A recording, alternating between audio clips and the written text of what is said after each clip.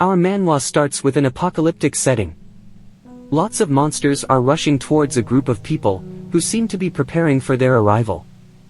Alongside all the monsters seems to also be the king of the dragons, Betrayal, a huge three-headed dragon.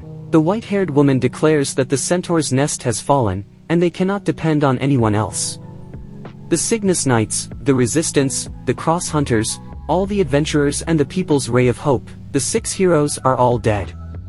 The protagonist, El Palm, is the last adventurer. This small group of people, sitting on this cliff, are the last hope for humanity. After a gruesome battle, the protagonist, El Palm, is the last one standing. He managed to slay one of the dragon's heads, but looking at the sky, where the enormous Betrayal was still flying, with 2 out of 3 heads still intact, the protagonist started to realize that this is the end for him. The king of the dragons started to regenerate its head. Everything seems to have been for nothing, and this is the end of the world and the end of the adventure.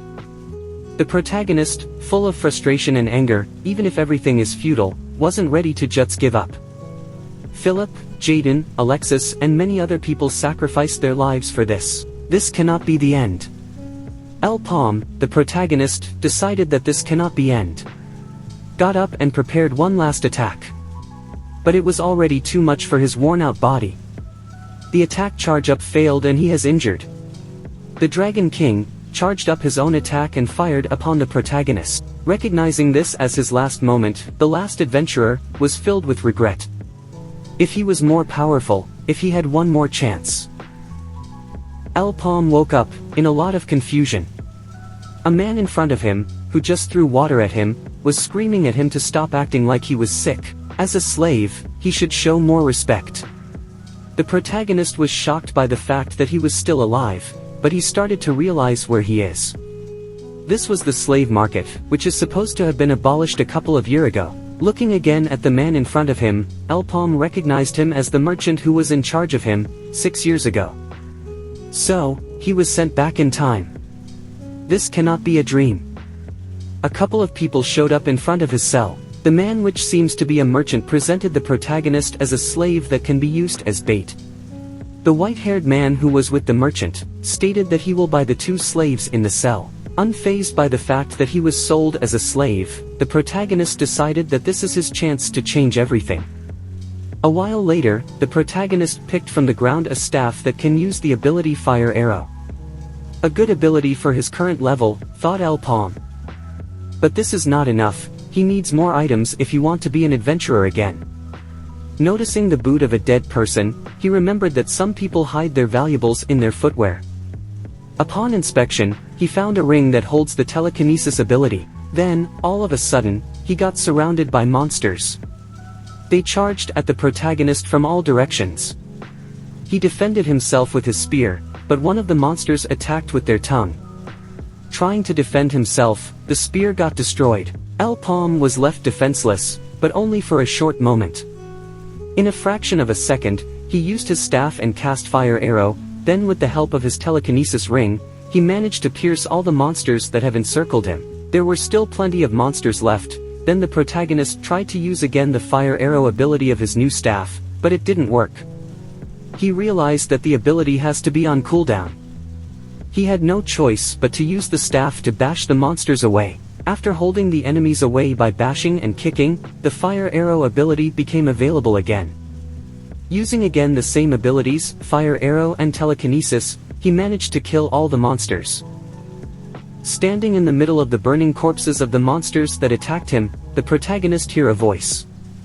It was one of the people that used him as bait. The survivor stated that the protagonist couldn't have been a normal slave, as he was able to use a spear as well as magic. The survivor asked where did he get the staff and how did he awaken as a slave.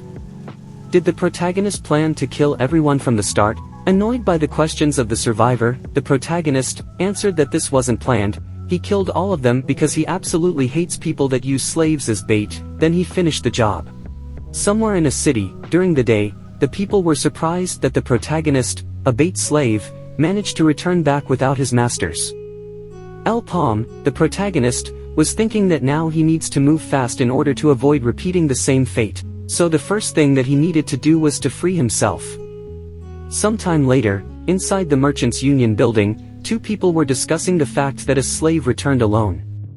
The man sitting, Mr. Abies, was receiving a briefing about how a slave returned without any scratches, while the adventurers that accompanied him died. Mr. Abies found this situation very unusual, and even more surprising is the fact that slaves which are used as bait cannot escape their fates. Only through death they can regain their freedom. Mr. Abies asked his attendant why has him reported this incident.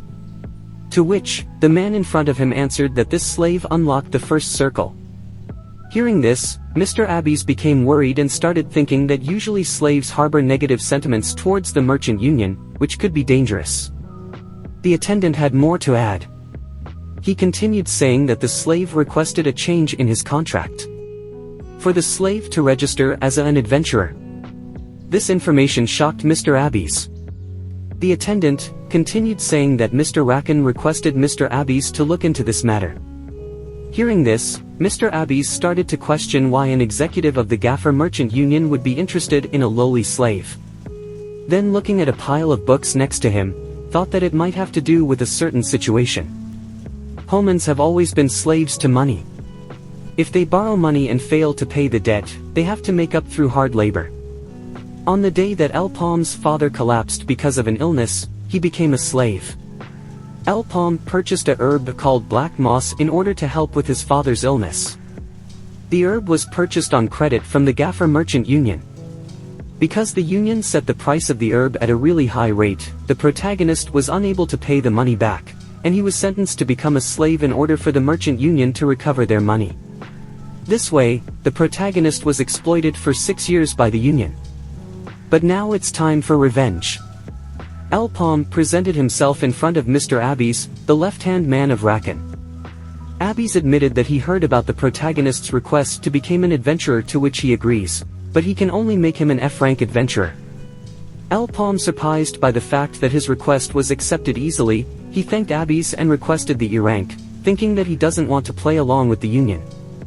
Abies responded that the Adventurers Association didn't even assign him a rank. Elpom continued that he has a lot of experience as a baiting slave, to which Abies added that this type of experience is not valid because he didn't hunt any monsters.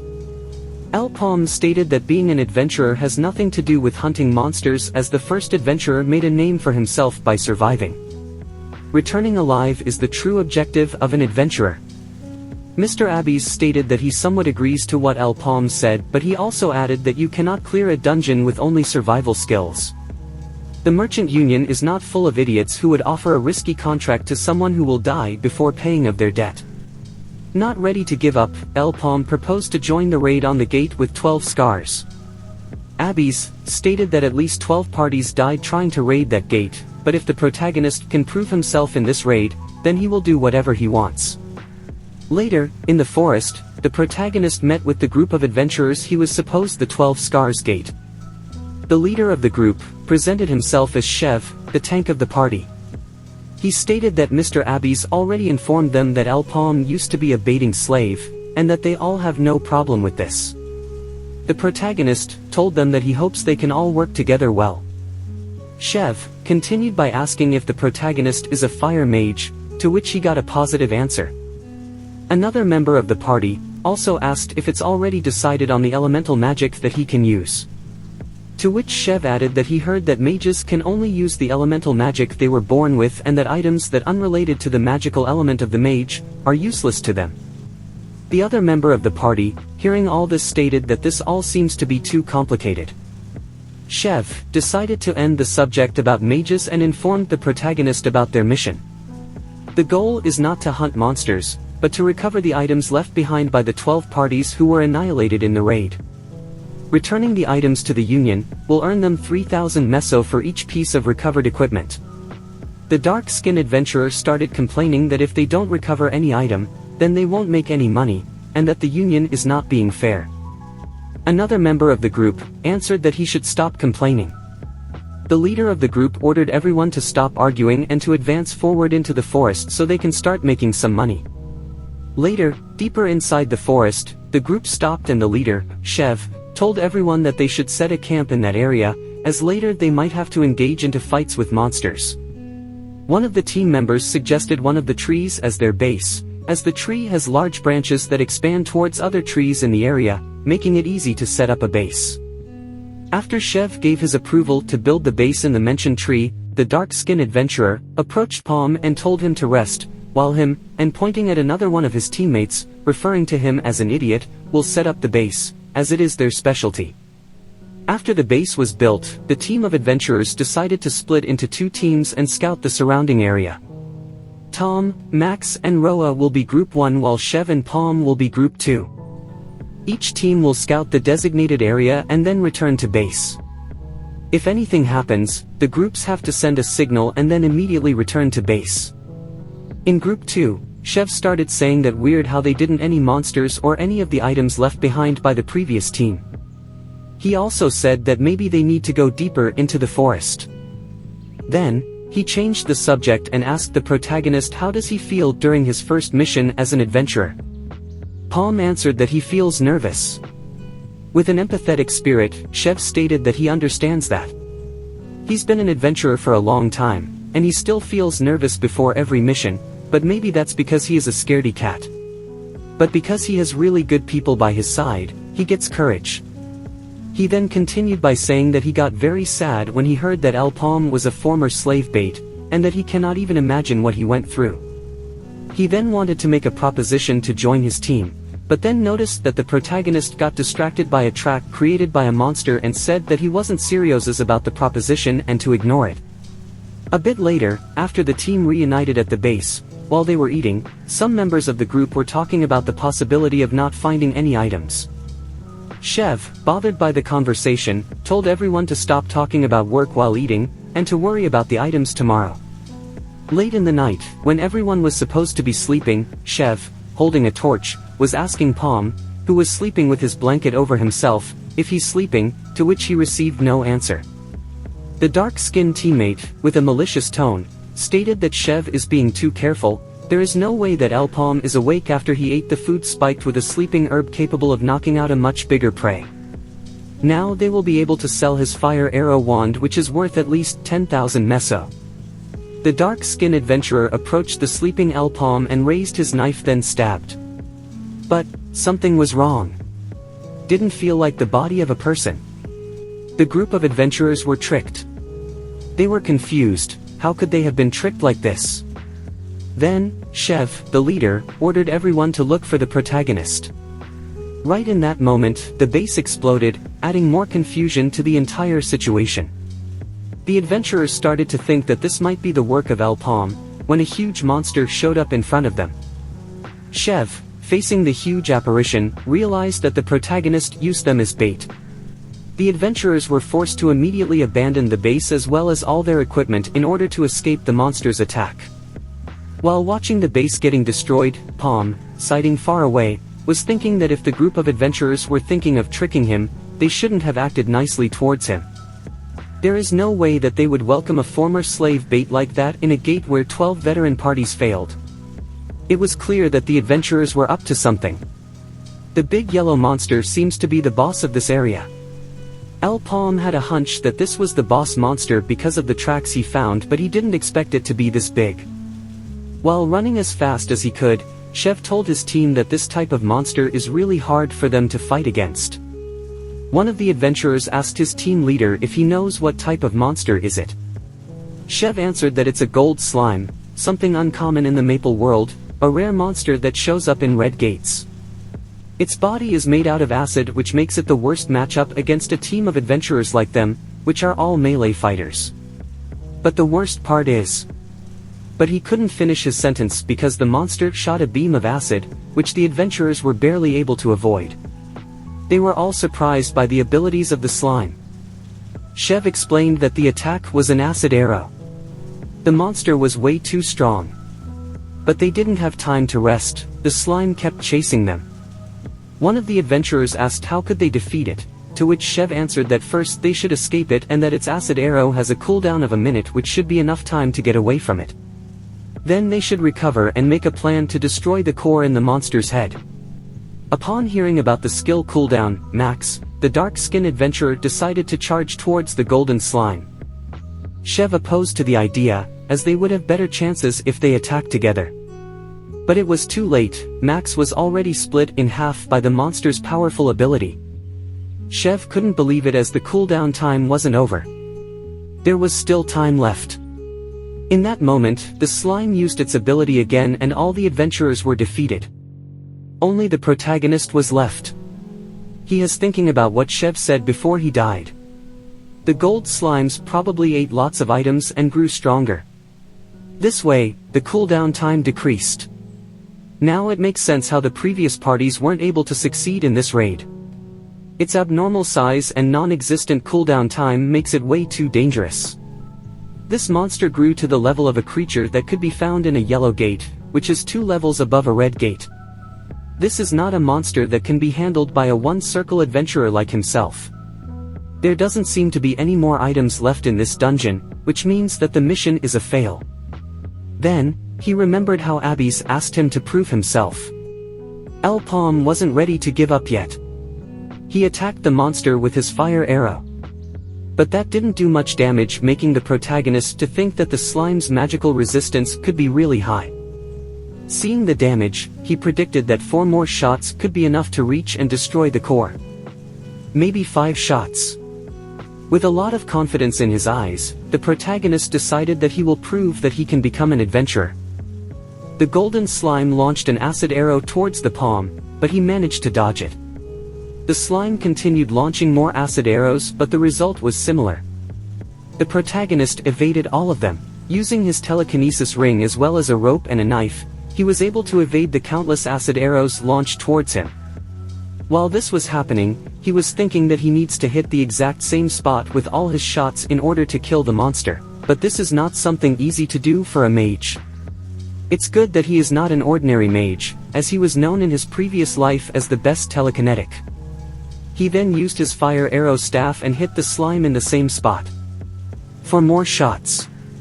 But the monster was shooting back. The protagonist chanted his spell, fire arrow, and hit the monster again. 3 more shots. After a bit more dodging, he shot another fire arrow which hit the same spot. 2 more shots. Another arrow was shot, but the slime dodged it. For a monster of its size, it's quite quick. But dodging is useless because the protagonist is using telekinesis to maneuver his fire arrows. 1 more shot. The core was uncovered. This was the protagonist's chance to end this fight. 1 last shot, but the slime was also ready to launch an attack of its own. The slime's hand was closing in faster than El Palm's attack. But he had a plan. Using his telekinesis ring and makeshift grappling hook, he evaded the attack and then launched a fire arrow. The slime to block the arrow, but the protagonist used his telekinesis ability once again and manipulated the arrow's path straight towards the monster's core. Direct hit and the slime exploded. In order to not get caught by the exploding acid, the protagonist used again his telekinesis and grappling hook in order to escape. After the acid dissipated, Palm checked the area where the slime was slain. He found a red orb which he absorbed. The protagonist returned at the Union and was in front of Mr. Abbeys, who was surprised by his return. Abbeys asked why he returned alone and without the items he was commissioned for. Palm answered that the adventurers that were brought into his team were up to no good newbies who wanted to steal his weapons. After he left in order to avoid them, the hired adventurers were attacked by the monster and all died. Abbeys asked what monster and Palm answered that it was a gold slime. Then Abbeys realized that all the items were melted by the slime. This angered him. All the items that were rented by the merchant union were destroyed. This is a huge loss. Also, the fact that El Palm returned alive is also a problem. Gates have a couple of rules. First, the number marked on the gate's pillar represents the amount of people that can enter a gate. The gate will be deactivated after the specified number of people enter and will only reactivate after those adventurers are annihilated. Second, there are limitations based on the gate's difficulty level, which is portrayed by the color, ranging from red to purple. Adventurers with a higher number of circles cannot enter a gate of lower difficulty level. Third, each gate can be raided only once. If one of the people who entered survives and comes out, then the gate is destroyed. Abbeys knew very well these rules and realized that the gate is lost and a gold slime is way too difficult of an opponent for first circles.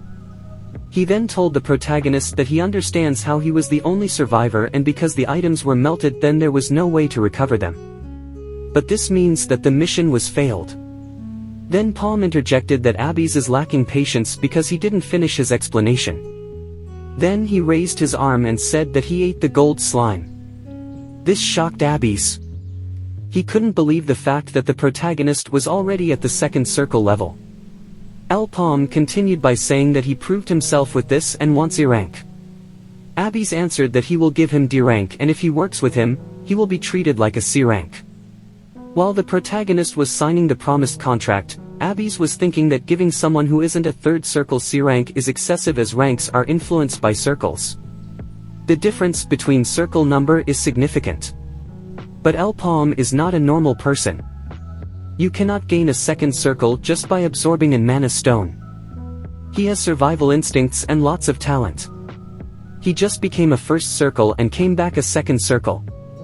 This is a huge opportunity. Seeing how happy Mr. Abby's was now, Palm was thinking that his treatment much faster than expected. But there's little time left until the first 100-member Red Gate will show up. This is a huge event that both the Merchant Union and guilds followed closely. It happened around this time and the Gaffer Merchant Union will also be interested. The protagonist was also thinking that there is no issue if things advance faster as he is also in a rush as it could be a good thing to advance his plans. He then addressed Abby's and asked for money. There are people that are saying that the gate started the Age of Adventure, but it was actually a trap created by the Black Magician. Many adventurers died in the gates, killing the future potential of the Maple World. 3 years of now, the monsters that bided their time, will come rushing through the gates and humanity will lose. Palm left the Union's building and was thinking that the money that he got isn't enough but it should be enough. The 100-member gate is a red level so only adventurers who have 2 circles or less can enter.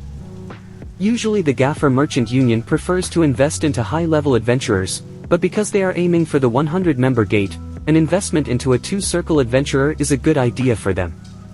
Even if he has some money now, the protagonist is thinking that spending them on items would be foolish, as items for someone of his level are too expensive. There is something else more useful that he could use his money for. A slaver welcomed the protagonist to the Lithus slave market and offered to be his guide. He then asked what type of slave does Palm want? Dungeon bait or a warrior to fight alongside? The protagonist answered that he is looking for someone, which left the slaver surprised. He then led the way to the punishment ward, explaining that this is the place where the slaves are punished for having a bad behavior, just like the person that the protagonist is looking for.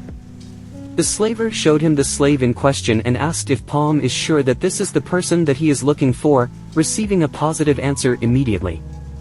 This is the one he was looking for. The death of a certain hero sped up the end of the Maple World. And the name of this hero was Aaron, the polearm hero. The first and last disciple of Aaron was this slave, Dibwa, the hero killer. Looking at the protagonist, Dibwa asked if he came for him, then said that he doesn't know him and he should get lost.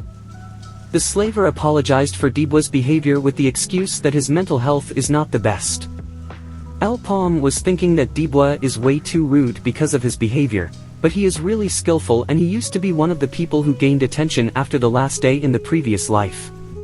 Dibwa was often compared with Palm because they both came from the same region, awakened at around the same time and also had similar skills. The protagonist asked Dibwa how much does he cost, to which he answered that Palm looks like a young master from a rich family and asked for 1,000,000 meso in payment. The protagonist remembered another similarity between him and Dibwa, and that was the fact that they were both in a dire need of money. Dibwa had a sister which was suffering from the black blood disease. Dibwa, in a rude tone, said that the protagonist should show them money or get lost. Palm showed the money, 1,000,000 meso, which surprised both Dibwa and the slaver. Then, he stated the conditions of the contract. The partnership will last for a year, profits will be split 70 to 30 and Palm has priority in the choice of the items that drop from the gate. Upon receiving the contract, Dibwa immediately signed it, making the protagonist think that the reason for signing that fast must be because his sister's life is on the line. Because the contract is already signed, Palm stated that they will head straight to the gate, and Dibwa accepted. On their way to the gate, Dibwa told Palm that he is grateful for the weapon but he usually uses a long sword, and asked to go back in order to change the weapon. To which, the protagonist answered that while working with him, he has to use a polearm, and if he doesn't like it, they could end the contract. Dibwa didn't like the answer but he had no choice but to accept. Once arrived at the gate, an 8-member red gate with 1 scar, Dibwa asked where is the rest of the party. The party should be a strong one and should also have a healer because young master's pockets are deep. Palm answered that there is no worry, they can easily handle this gate because he has the perfect party, pointing at Dibwa. This left Dibwa without words, and before he could protest against the idea of entering an 8-member gate with only 2 people, the protagonist pushed him into the gate. After arriving at their destination, Dibwa started to scream that Palm is crazy for entering with only 2 people inside this gate and to not take a red gate as a joke. Plus he is not even using his type of preferred weapon.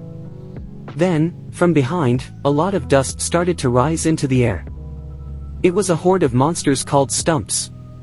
Dibwa realized that his screaming attracted the stumps towards their direction. These monsters are knows because of their tough bark which swords and spears struggle to pierce, plus, there are too many of them.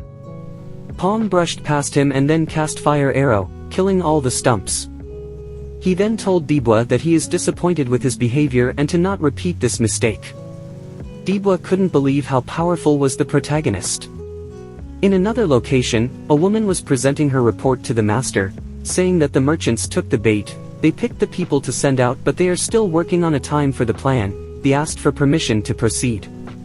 After the white-haired master offered the approval, the woman disappeared, and he stated that freedom to the Maple World will be achieved through a certain person's will.